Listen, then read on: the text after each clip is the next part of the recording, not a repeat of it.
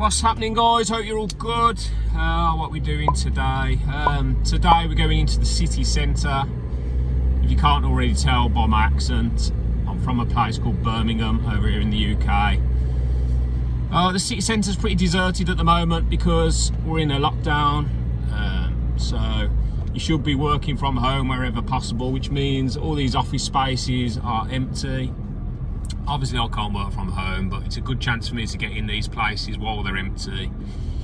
This one has got some old Daikin VRV2 systems installed, so it's a good chance to get in while it's empty and get it sort of hit. So that's what we're going to do. I'm just going to keep the camera rolling. Hopefully we find something interesting. Yeah, I'll just check in with you guys when we get there.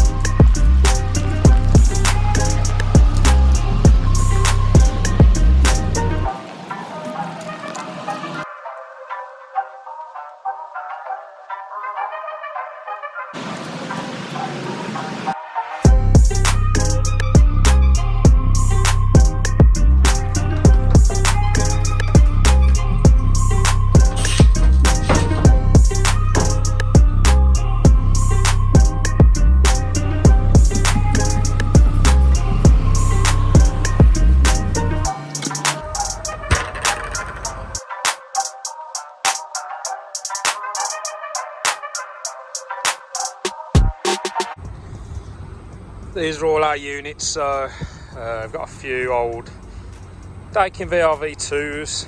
I think it's over 6 floors, so quite a lot of units. I'll just keep you with me today. We'll go inside, see if we can see anything. If there's anything worth showing, then I'll show you guys. So yeah, it's going to attack the first floor. We've got an LC error on this one.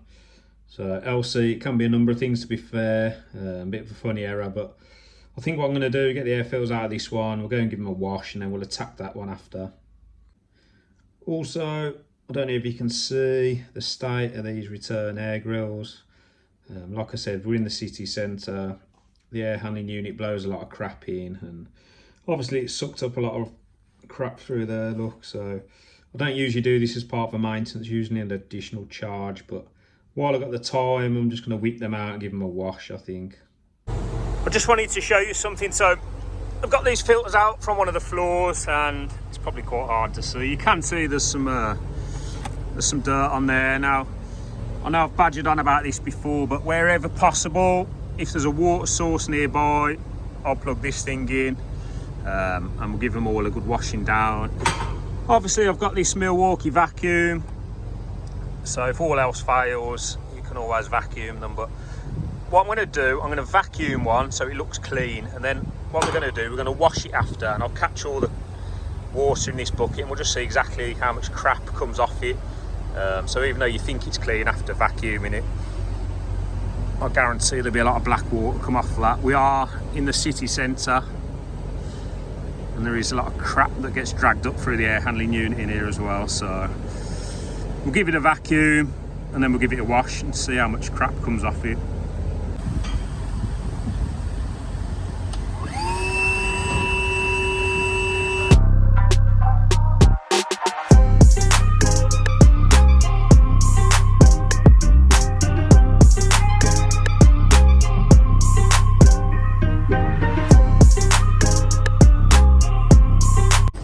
Alright then.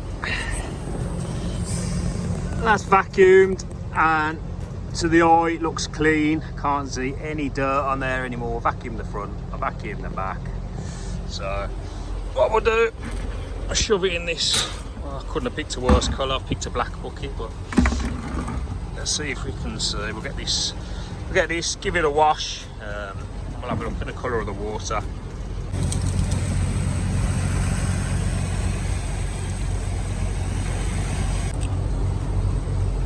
Alright, I don't know if you can see, but that's as clean as I'm going to get it. It's been washed out, it's been vacuumed, so I'll see if I can tip this in something, but you can probably see how murky that is even in a black bucket. Let me get a bottle and I'll tip some of that in there.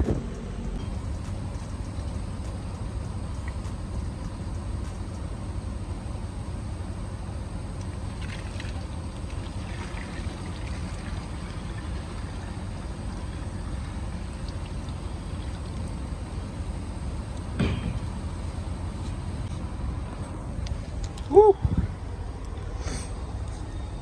Jesus, so there you go, look.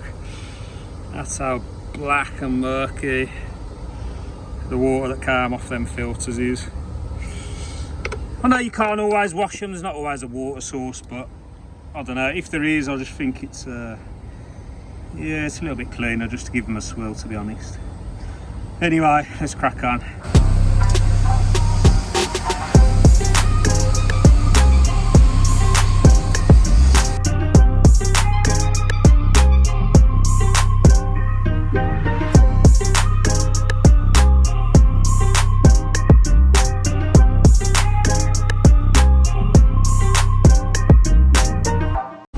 Got all these return air grills laid out. Like I said, I don't always clean these, to be honest. It's usually an additional charge, but they don't look very dirty out here, but they look black when they're in the ceiling. So yeah, what I'm going to do, just going to get this, just give them a rinse.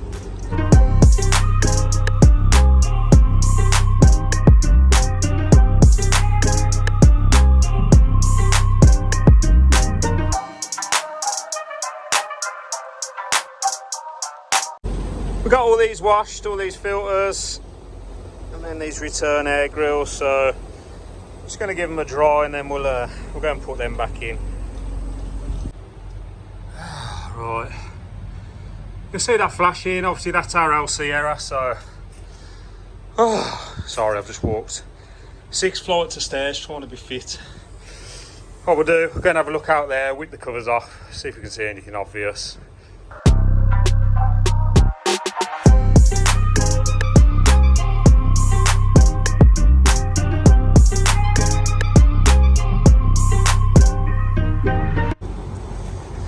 Okay, this is the one with the LC error, so just took the covers off. I'm going to get this electrical cover off and we'll just have a look what's going on in here. LC error, I've had so many different things with an LC error, so if you don't know what an LC error is, I'll pop that in now. So yeah, essentially it's saying that there's a comms issue between the inverter board and the main communication PCB, but I'll be honest, I've had so many different things cause this error. I've had it where the isolator gets filled with water, a phase goes down, and then that causes an LC. There's a little plug that connects the main board with the inverter board, little comms plug. I've had it where if you drop down that front board, it's really tight and sometimes it pulls out. So I've had it where that's come out. I've had it where that lead's broken. I've also had loads of other weird things cause this LC error. So I don't know if you guys ever experienced anything. Drop it in the comments below, it might help someone else. But it is a funny error. So many different things can cause it. So we'll whip this off and then we'll just we'll have a look what's inside. Well, I've got the cover off there, but just before I do anything, I'll just put it way down by this compressor, and I don't know how well this is going to come up, but that pipe there and all down there, I don't know if you can make out sort of how wet that looks, but yeah, that's oil. So you have got these pressure sensors of transducers coming off there, got a little port there. Let's have a look at that. What I'm going to do, I'm going to get the service checker plugged into this. I'm going to turn the power off. Just going to check behind there. I'll keep my laptop and any service checker equipment that I've got in the Vito Tech pack. So laptop sits in there. get that out. There's the Daikin one. So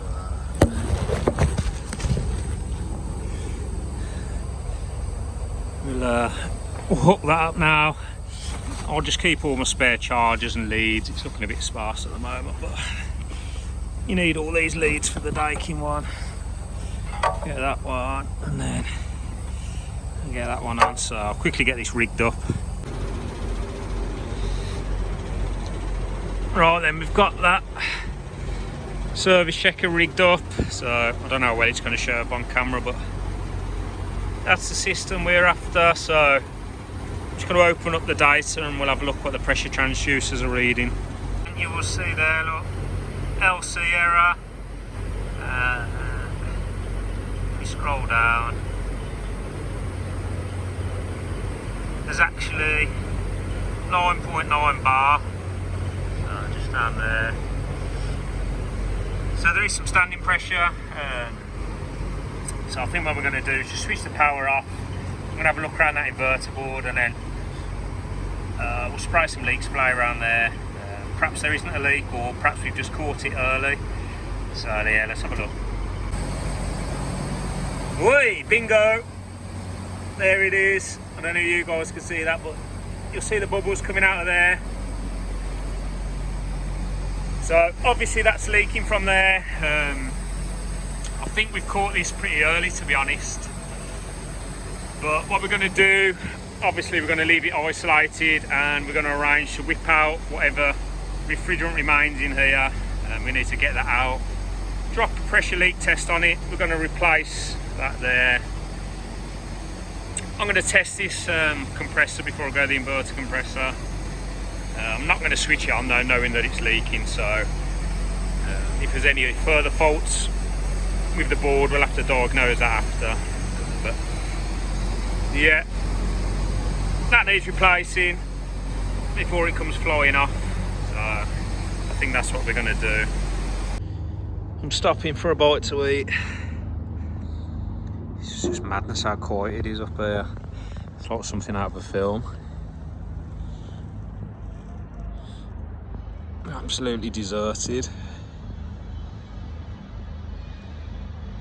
This floor's empty, as you can see, so I've just ran around, washed all the filters, and then we've just test ran this one. But I just wanted to show you something, because I know most of you will know, but if you don't know, there is a way on these old Daikin controllers that you can read the thermistors of the indoor units. So if you press and hold the test button, I think it's for about 5 seconds, 00 will pop up, and then if you press and hold it again for about another 5 seconds,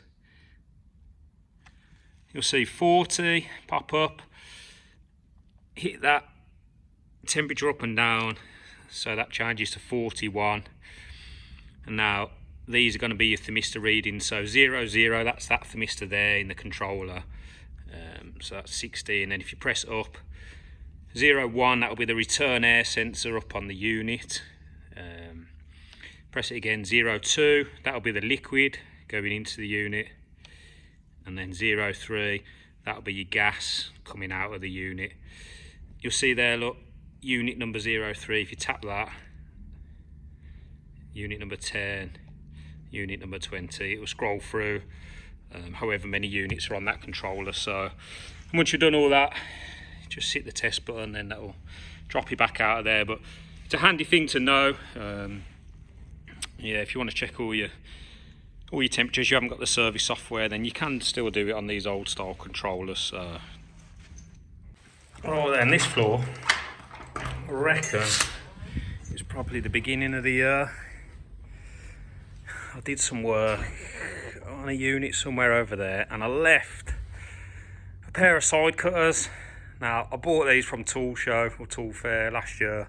I barely even used them, and I left them somewhere up there. But since then, this office has been refurbished. The tenant's moved out, so I don't know. What do you reckon? What do you reckon the chances are my side cutter's still being up there? I'm going to get the ladders and have a look. I'm not usually that lucky though.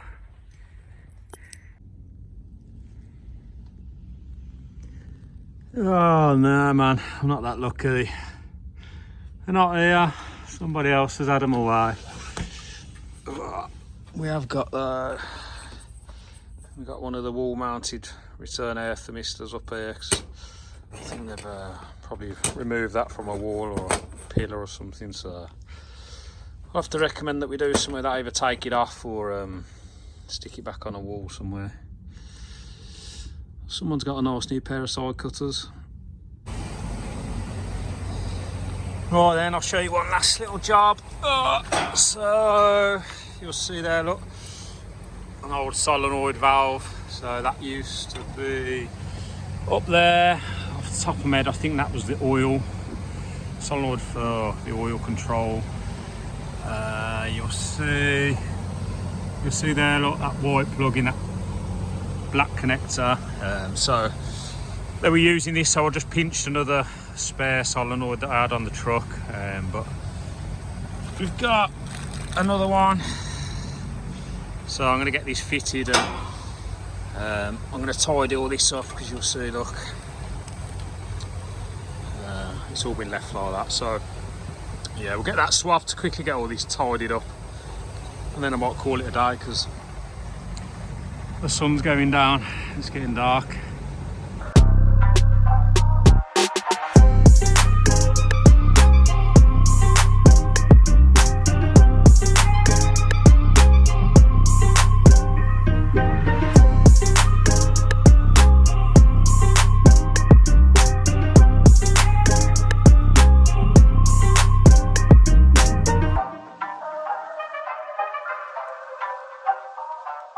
I've clipped all this wiring loom. I mean, clipped it as best that I can. Oh, it's horrendous, to be fair, the wiring looms in here. Just cables everywhere. Just a couple of little tricks before I go. So someone on Instagram posted about this, Grant, if you're watching, great trick. When you open a bag of cable ties, don't cut the top open, because obviously your cable ties will fall out all over the place. Cut yourself a little section, so you can just grab one out like that, or cut it in the middle, and then all your cable ties aren't going to fall everywhere. And then my next piece of advice, if I can find them, is, I've banged on about these before, but get yourself some of these. They don't have to be the Nipex version, but these flush cutters, basically, get in there. When you cut a cable tie, you're now not going to cut yourself to death. Another good tip, these screws, the casing screws. Oh man, I don't know how many I've dropped down here. I'm guilty of losing loads, but if you're doing a rip out and you come across some old units, just rob it of all the screws. So I'll keep a good selection of screws just in the front of the Vito, because I've lost count of how many I've dropped down here. So yeah, just keep hold of them if you come across them. It's probably Sunday if you guys are watching this, so hope you all have a good week, and I'll catch you next Sunday. Please hit the like and the subscribe button if you like the video. Yeah, just try and help the channel grow. If you don't follow me on Instagram, I'll put the account down there. Much appreciate a follow on there as well. So I'll catch you later, guys.